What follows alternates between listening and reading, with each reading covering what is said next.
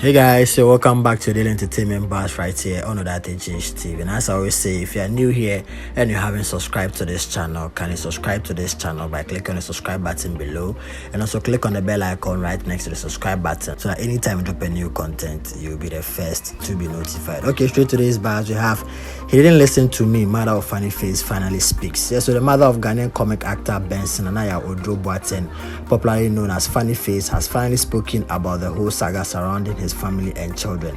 Speaking to Abeku Santana on OKFM, Funny Face's mother disclosed that he advised him about some actions he was taking, but he wasn't adamant and didn't listen to her. She further explained that when the whole issue started, she tried talking to Funny Face, but then Funny Face turned a deaf ears to her advice. She further decided to give up on him because he could no longer handle him. Okay guys, listen to the interview, and also don't forget to also drop your comment in the comment section below. And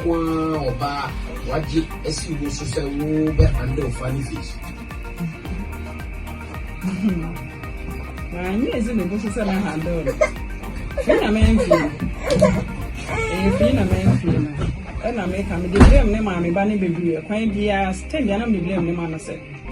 So it's here, my foot to her, and can win now. But I baby. And I'm on 2 bay now. What you were pushing, and now when obey Papa, Jar wisdom. If you up for Funny Face and for now, you the way forward with everybody. Yes, you two and a mobile. Say, oh, you know, I'm a call her hair now. And then I can say, beside me, since I know, yeah, I'm on them. No, so much. Stop. And only Uncle and to quite busy. And my friend in the Casa, and no nature, Miss Andy Sam, or won't tell me a come at the eye, okay. A friend was answering, and I said, oh, yeah, then, I'm praying. Said you went to the other Wabble, so won't be the same. Yes, oh, my papa. It is a young penny behind me, okay. Nah, I'm not sure, no, so my mother. In fact, into my way. And I'm sad that one money. As I'm property and my property. And I'm getting cash. To really buy an old bag to myself. A friend. And some of the dogs, papa. And the muso yaya. To me, that's a Nakasaka, I change it.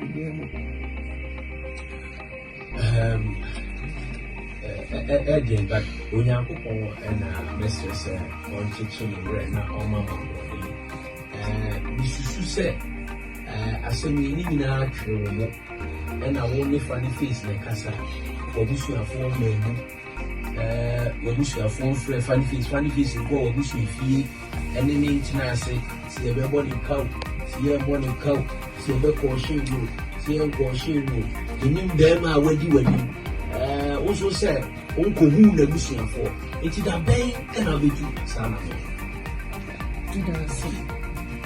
Let me say, before they buy anyone, I know what can answer me.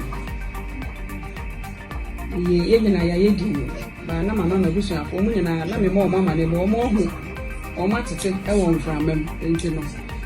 Ye, and I know be a train say, no one, I come at Tony Yama or Beba. And I don't know what I made me finally say. So, almost a can born now, a year day or Beba. Made a son and Emily to my wish and force to say, or Beba fees. I must tell I won't buy my ear. And she can be as an old can to see the baby.